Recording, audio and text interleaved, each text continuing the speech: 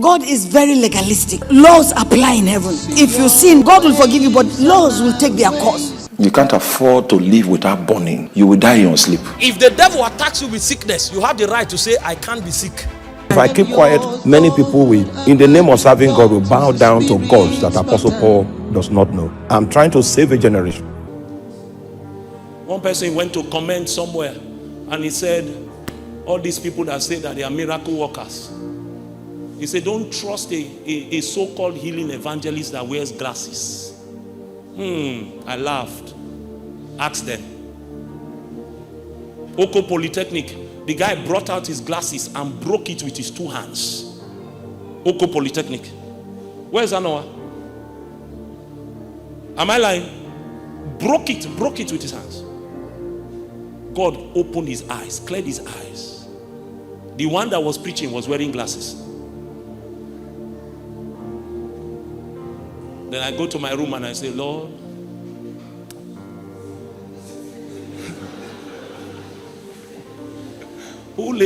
kama.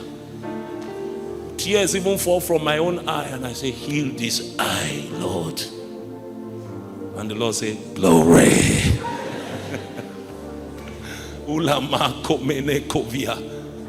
But I will wake up the next day, move to the next station, and I say, I see. And the eye will open. My own, I need glasses. You think I care? You can say whatever you want to say. But like I always tell you, when we die, we will know who truly lived. When we die. When we die. Driven by another appetite. Driven by another government. Driven by another person. The body controls how she spends her money. The body controls how she lives her life. Her body is consecrated to God on the basis of a burden. I pray that such young people will rise in worry. That when you are walking on the streets, you are walking with a burden. God deliver this territory. Next year, I pray that we will go to one of the riverine places. You will see that we have not started work. Just go to the riverine. Sad things I heard this week. Sad things. A woman went to see a prophet. While the prophet was counseling her in his office, her husband was in the lobby. He began to have sex with her. Her husband was sitting in reception. The man was sleeping with her. Now somebody will say, na charm. How come charm they work on you? How come? How come? You like this. You met Jesus. Have you not heard that there's no divination against Jacob, no enchantment against Israel? He said, I will step upon serpents and scorpions, and they shall by no means. No burdens. Everybody is a man of God. You are under pressure for somebody to see for you. When will your own eyes open?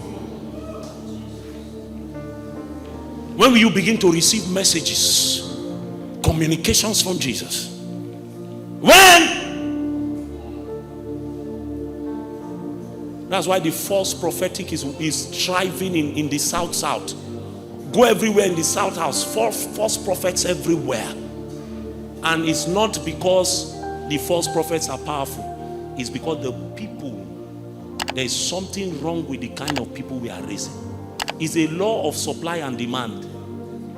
Because there is market for them. That's why they are thriving. The day the market dies, they will go out of extinction.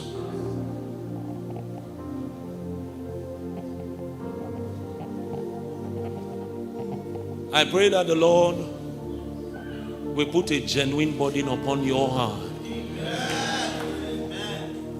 That something will begin to drive your life. I don't have time to talk about Jeremiah. If I enter into Jeremiah, I will start weeping. So I want to avoid it. Nothing affects my life like Jeremiah. Nothing. His ministry is God that sent him, and God made sure he suffered. Suffered, tied him hand and foot, and put him in a well.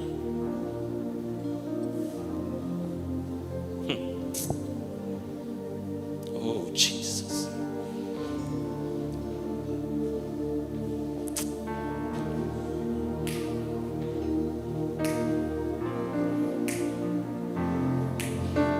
Oh, Jesus.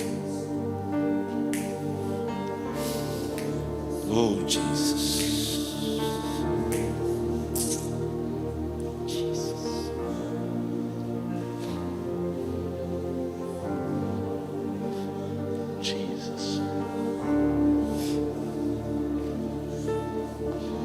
Jesus. Jeremiah cried out at one place. He said, Lord, you have deceived me.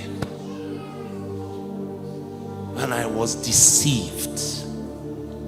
He didn't want to do ministry. Look at Amos. Go and read about Amos. That's how Amos was mocked in his own ministry. Amos, give me Amos 7:14 and 15. Amos 7:14 and 15. Amaziah came to meet him and was trying to encourage him. Amos, he said, I was no prophet, nor was I a son of a prophet, but I was a sheep breeder and a tender of sycamore fruit. I was nobody. God just came and put affliction on my soul. I didn't go looking for it. He just came and put a burden. Go to 15. Then the Lord took me as I followed the flock, and the Lord said to me, go and prophesy to my people Israel. It's not something I chose. The burden chose me. Elisha was busy doing his business quietly. Elijah just came and cast a burden upon him.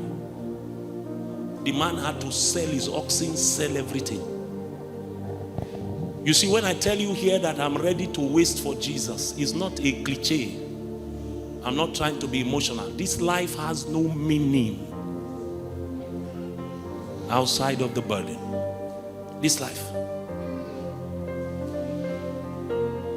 has no meaning. The day God tells me that he no longer needs me, my only concern will be my wife and children. That's all. If not, the day I'm no longer needed, I don't want to be here. This life, I have found out that the only way I can find peace and joy is to labor with him. I'm a co-laborer. In these three parts of this teaching, I'm trusting God to raise men that will stand with me and say, God, if it's our life you want, take it and take worry. Take worry.